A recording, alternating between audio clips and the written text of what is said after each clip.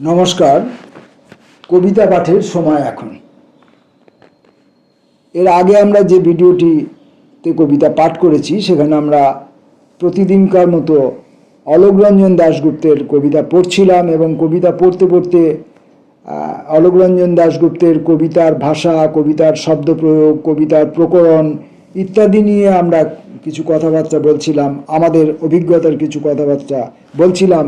সে অভিজ্ঞতা বা সে আমাদের সেই বক্তব্য ভুল হতে পারে, ভুল হওয়াই স্বাভাবিক, কারণ আমরা পুঁথি বিশেষজ্ঞ নই,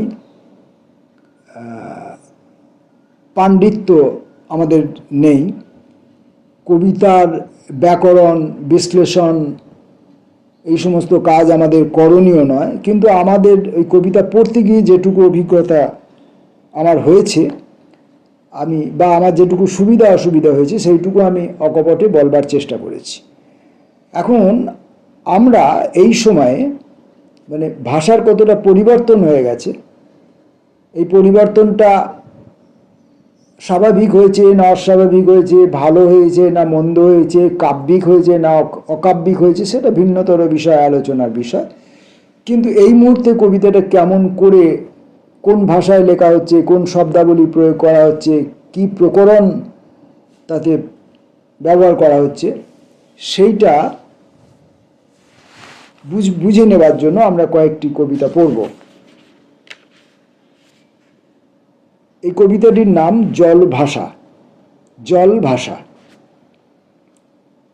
ভেবেছিলাম জলের ভাষা জল, স্বপ্নচক্রে রণন উঠলে ডিম পাখির বাসা, শতরঞ্জি জমি, ফসল ভারে রংবাহার চোখ মালা বদল, আমন্ত্রণের সভাকক্ষ জুড়ে গড়িয়ে নামে, জানতো সবাই, জানতো না আজ গড়িয়ে ওঠা পারদ জনরোষ। তাকে জলের মতো নিরীহ মনে ভেবে ছদ্মবেশী আগুন চিনতে অহংকারের ভুলে মার্জনা নেই। মমি প্রদেশ জুড়ে ছড়িয়ে গেছেন মৃত সঞ্জীবনী কে এক বাল্মীকি। সাজানো ইট বালি সিমেন্ট ছেড়ে উঠে আসছে ভিন্নতর মিছিল আয়োজনে, প্রতিবাদের আন ভাষা খোঁজ ভাষার সম্মেলনে। এখানে আমরা তেমন কোনো কঠিন শব্দ প্রয়োগ দেখলাম না, যেটা সংস্কৃত ঘেঁষা তৎসম বা অব্যবহৃত শব্দ যা আমরা মুখের ভাষায় ব্যবহার করি না, এটা আমরা দেখলাম না। আবার এখানে আমরা এমন কিছু শব্দ ব্যবহার প্রণালী দেখলাম, যেমন একাধিক শব্দকে একসঙ্গে জুড়ে দিয়ে একটা ভিন্ন মাত্রা তৈরি করার একটা প্রচেষ্টা দেখলাম। যেমন স্বপ্নচক্রে একটি শব্দ, স্বপ্ন এবং চক্র, স্বপ্নের দ্বারা নির্মিত চক্র। আচ্ছা, এখানে আমরা দেখলাম প্রথম লাইনেই দেখলাম ভেবেছিলাম জলের ভাষা জল। জলের ভাষা জল, এই প্রথম জল আর দ্বিতীয় জল, এই দুটি জলের অর্থ কিন্তু আলাদা। ভেবেছিলাম জলের ভাষা জল, জলকে আপনি প্রকৃতিগত জল, সাধারণ যে পদার্থ, জলীয় পদার্থ যে জল আমরা বলি সেই জলকে ভাবতে পারেন, অথবা জলের বিকল্পে অন্য কিছুর বিকল্পে আমরা জল ব্যবহার করেছি এটা ভাবতে পারেন। সাধারণ মানুষ, গরিব গুরব মানুষ, অপদস্থ মানুষ, এরকম সব মানুষ যাদেরকে আমরা জলের মতো সহজ সরল ভেবে থাকি। তো ভেবেছিলাম জলের ভাষা জল, পরের জলটি হচ্ছে সহজ সরলতা বোঝাতে, অর্থাৎ জল যে খুব সহজ হবে, সরল হবে, জল যে জলের মতো হবে এটা ভেবেছিলাম, কিন্তু আমাদের জীবনের প্রত্যক্ষ অভিজ্ঞতা তা বলছে না। আরেকটি শব্দ প্রয়োগ আছে বিবিধ রকম, ডিম পাখির বাসা। ডিম পাখির বাসা, স্বপ্নচক্রে রণন উঠলে ডিম পাখির বাসা। ডিম পারবার জন্য পাখি বাসা বাঁধে। অ্যাকচুয়ালি পাখি কোনো নির্দিষ্ট বাসায় চিরকাল বসবাস করে না, কিন্তু সে ডিম পাড়ার সময় একটি বাসা তৈরি করে। ডিম পাখির বাসা, শতরঞ্জি জমি, শতরঞ্জি জমি, শতরঞ্জি শব্দটি কাউকে বুঝিয়ে দিতে হবে না। তেমন জমির যে চরিত্র, যে চরিত্রের মধ্যে শতরঞ্জির মতো গুণাবলী দেখা যাচ্ছে। ফসল ভারে, শতরঞ্জি জমি ফসল ভারে। রংবাহার চোখ, রংবাহার চোখ, রংবাহার চোখ মালা বদল।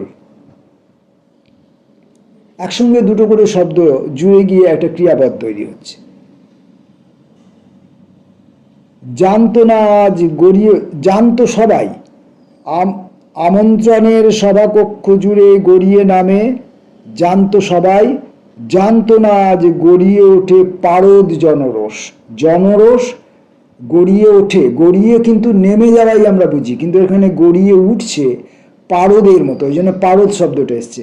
গড়িয়ে ওঠে পারদ জনরস। যখন একটা কাঁচের নল বেয়ে পারদ ওপর দিকে উঠতে থাকে, সেটা যেন গড়িয়ে নামার মতো বলেই মনে হয়।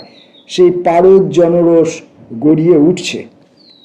তাকে জলের মতো নিরীহ মনে ভেবে, ছদ্মবেশী আগুন চিনতে অহংকার ভুলে মার্জনা নেই। তাহলে আমরা ওই যে প্রথমে বলেছিলাম, ভেবেছিলাম জলের ভাষা জল, সেটা ভুল করেছিলাম। আসলে জলের ভাষা অত জলের মতো নয়, অত সহজ সরল নয়। জল বা আম জনতা তারা অতটা নিরীহ নয়। তাকে জলের মতো নিরীহ মনে ভেবে ছদ্মবেশী আগুন চিনতে আমরা পারিনি। ছদ্মবেশী আগুন, এই জলের মধ্যে ছদ্মবেশী আগুন রয়েছে। মমি প্রদেশ জুড়ে ছড়িয়ে গেছেন মৃত সঞ্জীবনী ক্যাগ বাল্মীকি। মৃত সঞ্জীবনী, বাল্মীকি এগুলোর ব্যাখ্যা করার কোনো ব্যাপার নেই। মমি প্রদেশ জুড়ে, এমন একটা প্রদেশ যেখানে সব মানুষ মমির মতো, মৃত মমির মতো তারা তাদের সমাধারের মধ্যে অপেক্ষা করছেন, সেইখানে মৃত সঞ্জীবনী ছড়িয়ে গেছেন একজন বাল্মীকি। সেই জন্যেই জলের ভাষা আর জলের মতো নেই, জল আর নিরীহ নয়, এরকম ব্যাপার। আচ্ছা, আরেকটি কবিতার কবিতার মতো কিছু, জন্মক্ষণ। জন্মজল গড়িয়ে যায় দুপায়ের ফাঁক দিয়ে জলজ আমন্ত্রণে। জন্মজল, কবিতাটির নাম জন্মক্ষণ, আর জন্মজল গড়িয়ে যায় দুপায়ের ফাঁক দিয়ে জলজ আমন্ত্রণে। জন্মের সময় যে জল নিষ্কাশিত হয় মাতৃজঠর থেকে, মাতৃগর্ভ থেকে, সে কথা বলছি। দুপায়ের ফাঁক দিয়ে জলজ আমন্ত্রণ, জলেরই আমন্ত্রণে সেই জন্মকালীন যে জল সেটা গড়িয়ে যাচ্ছে। এবারে আপনি এই জল এখান থেকে সরিয়ে একটি প্রাণের কথা ভাবুন, যে প্রাণটি মাতৃগর্ভ থেকে বেরিয়ে আসছে এবং জলের আমন্ত্রণে, অর্থাৎ পৃথিবীর যে প্রাণ ও শক্তি, জল মানেই তো প্রাণ, জীবন, সে আমন্ত্রণে ওই নতুন প্রাণটি কিভাবে এসে যোগ দিচ্ছে। ডাক চিঠি জানিয়ে গেছে গোপন খবর, ডাক চিঠি, ডাক চিঠি জানিয়ে গেছে গোপন খবর, যা কিনা অজানা ছিল শুধুমাত্র একজন কবির, বাকি সবাই জানতো। এইবার বৃতিমুক্ত ফুল, এইবার বৃতিমুক্ত ফুল, কলসি শীতলতা আনে উল্কি আঁকা দহন বাতাসে। কলসি শীতলতা, কলসিতে জল থাকে, কলসির সঙ্গে শীতলতার একটা অঙ্গাঙ্গী সম্পর্ক। সেই কলসি শীতলতা নিয়ে আসছে, কোথায় নিয়ে আসছে না উল্কি আঁকা দহন বাতাসে, যে বাতাসের মধ্যে আগুনের উল্কি আঁকা আছে। এ সময়ে আকাশের চাঁদ আগুন বাতাসা। বাতাসা আমরা জানি চিনির বাতাসা, সাদা রঙের, কিন্তু এখানে আগুন বাতাসা। বাতাসার মতোই তার গঠন, তার আকর্ষণ, তার সব কিছু, কিন্তু সে আগুন। তাকে খেতে গিয়ে পুরুষের দাঁত মুখ বুকের হৃদয়ে পুড়ে ছাই, বুকের হৃদয়ে পুড়ে ছাই। তবু শব্দকলে মুখর নগরী বেঁচে থাকে, গাছেদের ঘামে ও লালায়, এবং তাদেরই জন্মক্ষণে মাটি থেকে মৌন ভাষা কুমারী মেয়ের স্তনে দুধ পৌঁছে দেয়।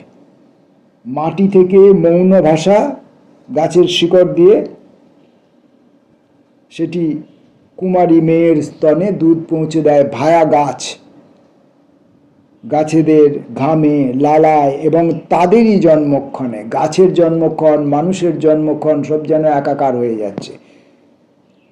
এরকমভাবে জন্মক্ষণ মানে আমরা যখন একটি মানুষের জন্মক্ষণ নির্ধারণ করি, যে মুহূর্তে মানুষটি মাতৃগর্ভ থেকে ভূমিষ্ঠ হলো, তো সেটিকে আমরা জন্মক্ষণ বলে ভাবি।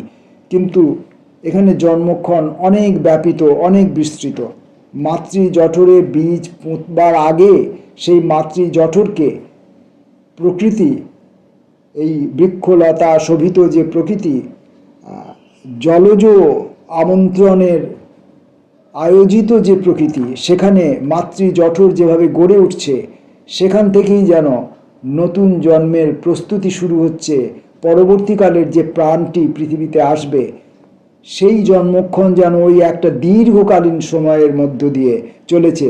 সেটি কোনো একটি মুহূর্ত, কোনো একটি সেকেন্ড, মিনিটের কথা নয়, সেটি একটি দীর্ঘকালীন প্রস্তুতির কথা বলে সেই জন্মক্ষণটি। নমস্কার।